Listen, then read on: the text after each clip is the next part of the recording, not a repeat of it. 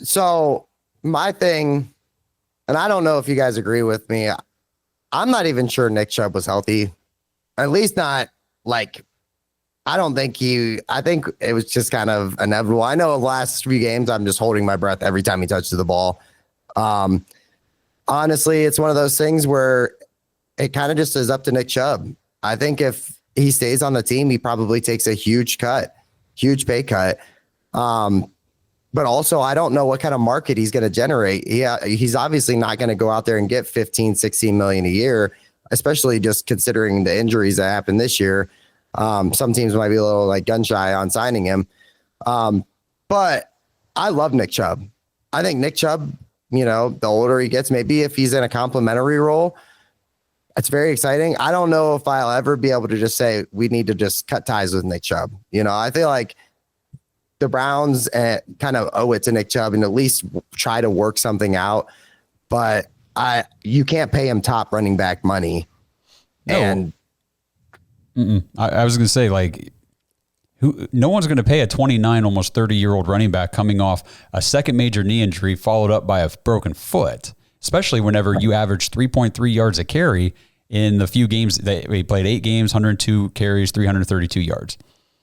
It was ho-hum this year. And I know a lot of that's the line, the scheme, and all that stuff, but there was no juice. There was no burst. I actually personally think that the broken foot makes it more likely he ends up back in Cleveland next year because I think he wants to be here. He's talked about that. Cleveland obviously would like to keep him, I would imagine. And like you said, if we could have him in a complimentary role to a young, flashy, electric running back, I'd be all for that. And I think now he becomes so much more affordable because he's an old broken running back. I hate to say that, but you might be talking like vet minimum. Yeah. Like he might like what we got Foreman for. Yes. We might sign him for like $1 million a year or whatever. Yeah. Yeah. Like a $1.5 million 1-year contract. Yeah. Because again, like they did him a pretty big solid with the way they restructured his contract and put incentives in there for him and saying like he means too much to the city and to the team to just cut so that he was going to, come back.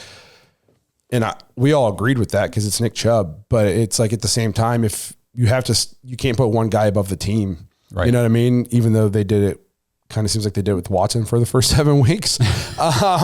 But it's one of those things where, like you said, I think that there's going to be very little market, which I think helps the Browns in their case to possibly bring him back. It's just if they want to or not. And I think they will if it is affordable.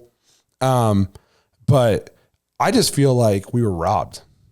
Like Nick Chubb was on potential Hall of Fame career path and, on track to be one of the greatest Browns running backs of all time. And then he just was stolen from us by Minkah Fitzpatrick, who also tried to steal Saquon Barkley's career too yesterday. Minkah, you saw that hit. Fuck that guy. You know what I mean? Like one time it's an accident, 2 times all the time. You know what I mean? All the time. Like, how about maybe you're just, kind of a piece of shit. Just back on the Nick Chubb thing too. I know nobody's not there. Like people don't want to hear this. I'm kind of excited for Nick Chubb because at least he can get healthy.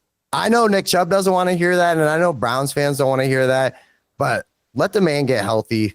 Let him, get healthy, have a healthy offseason, come into camp, get in game shape, and let's see what happens next year, a year removed from a really, really bad injury. And then, the broken foot, we'll see. I think that's just, I haven't heard like the extent of how bad it is, but you got to think that could heal up properly and wouldn't be an issue moving forward. No, I think I heard from a sports doc today, 6 to 8 week timeline as far as surgery and recovery and all that stuff. And then it's just working your way back. So he said, for next year, he'll be ready to go. He'll be good to play. It's just, how many steps now has he lost to his game? Because we saw it this year. It's just not the same. And, we've seen other guys off these broken feet, broken foot, broken ankle, Dak Prescott, what was it last year? Tony Pollard came back and wasn't as effective last year as people wanted him to be. Now look at this year, 1 year removed from that. He's much better. What sucks is like next year was supposed to be the bounce back year then. Right. Like this year was coming back, getting back in game shape, getting his legs under him, get hit a little bit. Like I don't think anybody expected prime Nick Chubb, but I was just talking to somebody at work last week. I was thinking, I think he'll be better next year. I don't know if he's ever going to be what we saw, peak, but I think he's going to look more explosive and look more like himself next year. And all of a sudden now does it push it back another year? And now all of a sudden you're talking about a 30, 31-year-old running back. Yeah. And it's like, that's why I said, I don't know if we're ever going to see the guy that we had. And then we're just watching a game one night and just gone. Just take it away from us. I think, like I said, it makes it more likely now that he does return to Cleveland next year, but I also think it makes it very likely that we take a young running back in the draft and, hang on a sec. Get that running back in here because we cannot rely on Nick Chubb for 20 carries a game and all that kind of stuff anymore. Another guy we can't rely on for 20 carries is Ford. Absolutely. And I wanted to talk about Ford real quick. I think Ford was a bright spot yesterday. And my hot take is that Jerome Ford in his role is actually very serviceable. I think if Jerome Ford is a 5 to 8 touch guy between off tackle runs, maybe 1 or 2 screen passes. Yes. I mean, he's looked significantly more explosive than Nick Chubb this year. In the passing game is where he does his damage. Like he's a guy that I would put out in the slot and motion him into the backfield and then have him, back out to the flats or something on a play action and dump it to him or motion him into the slot. They don't use him the way that he could be used. It drives me nuts. You see him in the kick return. Like he's explosive on kick returns. He's had a couple nice kick returns this year. Like he is fast and explosive and he can do something when the ball is in his hands in space. His biggest problem is he lacks the vision required to be an every down 20 touch carry guy between the tackles. If all of a sudden you start giving him 10, 15, 18 carries, you're going to see 3 or 4 of those runs where he tiptoes, doesn't see the hole and gets -2 when he could have had 3 or 4. Yeah. And that's when you're like, man, Jerome Ford freaking sucks. He leaves so many yards on the field. You got to use him like I said. I think you have him on the roster and you use him as this 6 to 8 touch guy. And then if your starter gets hurt, Jerome Ford doesn't become your starter. Your third string running back now becomes your starter and you keep Jerome Ford in that role because that is what he's good at. And that's how you get the most out of him. By turning him into a primary back, all of a sudden you're giving him a chance to do too many things he doesn't do well. And when you keep him in a limited role, he's been one of our more explosive players this year. Yeah, for sure. Not, does this mean Deontay Foreman comes back? Ugh. Is he going to be active again? Are we going to have? I mean, we cannot, like you said, lean on Ford to be that bell cow back, getting 20 plus carries a game now with Chubb hurt. Yeah, well, at this point of the season, they'll probably just see who wants to play running back this week. You know what I mean? Yeah. Like if I'm not doing anything, I'm like, what? I will say for everybody out there that's pounding the table for Genty, pay attention because if we do not get rid of Ken Dorsey, we are not taking a running back. We're not prioritizing it, or at least we shouldn't because we won't use him. Everything in my brain says that Ken Dorsey won't be back next year. Oh, that's what's logical. Yeah, that's what I'm basing my Derek Carr signing, draft Genty, everybody's saying, I saw a comment, which we only got like a minute to go, said we need 3 or 4 new offensive linemen. That's not happening, guys. No. Posick, Teller, these guys are all signed. Yeah.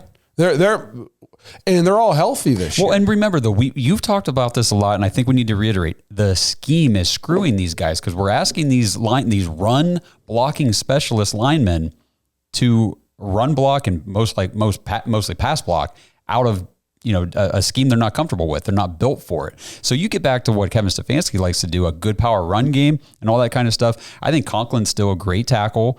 Teller, obviously, they still believe in him because they're talking about extension and all that stuff. If Bitonio doesn't retire, he's still here. Posick's here. You just drafted Zinter. Yep. Okay, so I don't think we're going to see 4 new offensive linemen next year. I think maybe you'll see 1 at a left tackle. Yeah. And I think if you can address that, and here's the thing is, if depending on what your grades are in the draft, I don't know all the offensive tackles, but if you think Genty is that much better than all the other guys, and then you think the left tackle prospect that you can get wherever we are in the first round is great, but the guy we can get at the top of the second round is also high level, just as, maybe the ceiling's not quite as high, but can play just, right like with that guy for most of the time.